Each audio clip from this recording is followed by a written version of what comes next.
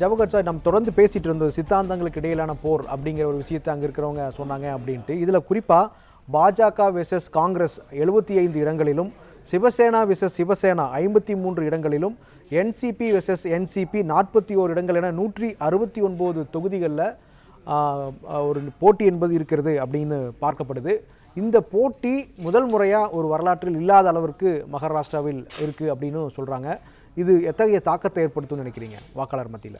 Actually நீங்க பாத்தீங்கன்னா அவங்களுக்கு வந்து ஒரு கண்டிப்பான முறையில வந்து ஒரு கடுப்பும் சரி, ஒரு அதாவது அவங்க வாக்கு போட்டது ஒரு கட்சிக்கு அவங்க மாறி போறாங்க. அது அந்த மாதிரி ஒரு கண்டிப்பான முறையில அந்த ஒரு ஒரு துக்கமும் சரி, அந்த மாதிரி ஒரு சூழ்நிலை கண்டிப்பான முறையில இருக்கு. ஆனா நீங்க இதுல நீங்க பாத்தீங்கன்னா, ஆரம்ப கட்டத்துல அதாவது 2019ல உத்தவ் தாக்கரே வந்து என்னைக்கு வந்து என்சிபிட்டயும் அதே மாரி காங்கிரஸ் சேரும்போது வந்து, அவங்க வந்து காரணத்த குடுத்தாங்க. அவங்க காரணம் சொல்றது எப்படின்னா, பாரதிய ஜனதா கட்சி அவங்க வந்து அவங்களோட வாக்களிப்ப வந்து, அவங்களோட ஒரு என்கிட்ட சொன்ன ஒப்பந்தத்த வந்து அவங்க வந்து அந்த நடைமுறைக்கு கொண்டு வரல. ஸோ அது வந்து ஓரளவு அதுக்கு கொஞ்ச நாளில வந்து கொரோனா பீரியட் வந்துச்சு. அதனால வந்து உத்தவ் தாக்கரேக்கும் சரி, மற்றபடி அரசாங்கத்துக்கு சரி ஒரு பெருசா ஒண்ணும் செய்றதுக்கான வாய்ப்பும் கம்மியா இருந்துச்சு.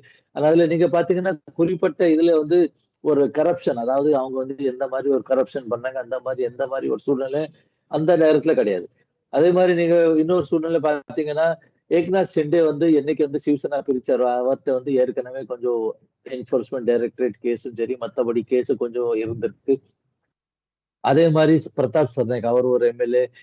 ஏக்நாத் ஷிண்டேவும் சரி, அதே மாரி பிரகாஷ் சர்வே இது ஒரு 4, 5 எம்எல்ஏக்களுக்கு மேல ஏற்கனவே ஒரு விசாரணை டைரக்ட்லியோ ஒரு இன்டைரக்ட்லியோ ஒரு விசாரணை இருக்கும்போது வந்து அவங்கள்ட்ட வந்து வேற வழி இல்லாம வந்து ஒரு காம்ப்ரமைஸ் சிச்சுவேஷனுக்கு வேற போயிருக்காங்க. அந்த நேரம் வந்து சிவசேனா உத்தவ் தாக்கரே குரூப் அவங்க வந்து என்ன சொன்னாங்கன்னா, ஒவ்வொரு ஒவ்வொரு ஒவ்வொரு எம்எல்ஏக்கு வந்து குறைஞ்ச பட்சத்துல வந்து 40 கோடி ரூபாவோ இல்ல 50 கோடி ரூபா பாரதிய ஜனதா கட்சியில இருந்து குடுத்திருக்காங்க. அதனால தான் கட்சி மாறி போனாங்க. ஸோ அதுக்கு வந்து ஒரு எந்த மாரி ஒரு ஒரு கன்ஃபர்மேஷன் இல்லாத சூழ்நிலை வந்து அவங்க அங்க போனாங்க. அதே மாரி ஏக்நாத் ஷிண்டேக்கு முதலமைச்சர் ஆகும்போது வந்து அதுல ஒரு பாயிண்ட் என்ன கிளியர் ஆயிருக்குன்னா, பாரதிய ஜனதா பார்ட்டிக்கு வந்து எப்படின்னா சிவசேனாவோட ஒரு அவங்க வந்து துரோகமா கூப்பிடுறாங்க. அவங்களுக்கு வந்து இந்த மாரி ஒரு முடிவு அதாவது உத்தவ் தாக்கரே எடுத்த முடிவு வந்து அவங்களுக்கு வந்து ஒரு ரொம்ப அளவுக்கு பாதிச்சிருக்கு. அதனால அவங்க வந்து உத்தவ் தாக்கரே வந்து எப்படியாவது நம்ம அந்த கட்சிய வந்து கிளியர் பண்ணிடணும். அவங்கள வந்து எப்படியாவது ஒரு தாக்குதல் குடுத்துட்டு எப்படியாவது படுக்க வச்சிரணும். அந்த மாரி ஒரு சூழ்நிலை வந்து ஏக்நாத் ஷிண்டே அதாவது அவர் கூட 42 எம்எல்ஏக்கள் தான் இருந்திருக்காங்க. இருந்தாலும் பாரதிய ஜனதா பார்ட்டிக்கு 106 எம்எல்ஏ இருந்தாலும் தேவேந்திர பட்னாவிஸ் ஏற்கனவே முதலமைச்சர் இருந்தாலும் ஏக்நாத் ஷிண்டேக்கு அந்த வாய்ப்பை குடுத்துட்டு, ஒரு கவுண்டர் சிவசேனா அதாவது உத்தவ் தாக்கரேவோட ஒரு சித்தாந்தத்திலும் சரி, அவங்களோட ஒரு பெரிய கட்சி வந்து ஏக்நாத் ஷிண்டே கட்சிங்கிற அளவுல ஓரளவுக்கு கொண்டு வந்துட்டாங்க. அதுல இன்னொரு காரணம் நீங்க பார்த்தீங்கன்னா, சிவசேனா அதாவது உத்தவ் தாக்கரே வந்து பால் தாக்கரேவோட ஒரு சித்தாந்தத்துல இருந்து வெளிய வந்ததுனால, ஏக்நாத் ஷிண்டேக்கு ஒரு ஓரளவுக்கான வாய்ப்பு குடுத்திருக்காங்க. ஆனா இதுல நீங்க இன்னொரு சூழ்நிலை பார்த்தீங்கன்னா, அதாவது இந்த கட்சி சின்னமும் சரி, கட்சி பேரும் சரி, மகாராஷ்டிரா தேர்தல் கமிஷன் தான் குடுத்திருக்காங்க. அது வந்து ஒரு பெரிய ஒரு குழப்பம். ஆனா இது தவிர வேற ஒரு ஆல்டர்னேட்டிவ் இல்லாம, பாரதிய ஜனதா பார்ட்டியும், காங்கிரஸ் கூட்டணிக்கு தவிர வேற ஒரு ஆல்டர்னேட்டிவ் இல்லாம வந்து அவங்க வந்து 19 இருக்கு.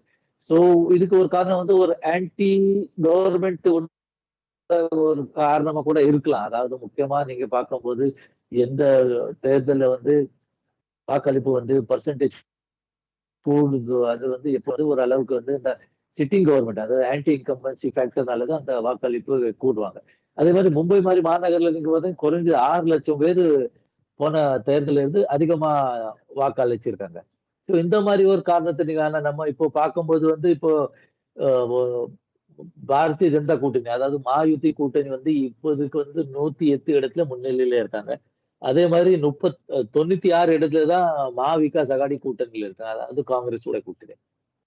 இன்னும் ஒரு 2 மணி நேரம் அதாவது ஒரு 11 மணி, 12 மணி கிட்ட நம்மளுக்கு தெரியும் எந்த மாரி சூழ்நிலையில இருக்காங்க. இப்போ லேட்டஸ்ட் ஃபிகர் நீங்க பார்த்தீங்கன்னா, மாயுதி அதாவது பாரதிய ஜனதா பார்ட்டி கூட்டணிக்கு 127 தொகுதியும், அதே மாரி காங்கிரஸ் கூட்டணி விகாஸ் அகாடிக்கு வந்து 110 தொகுதி. ஸோ 17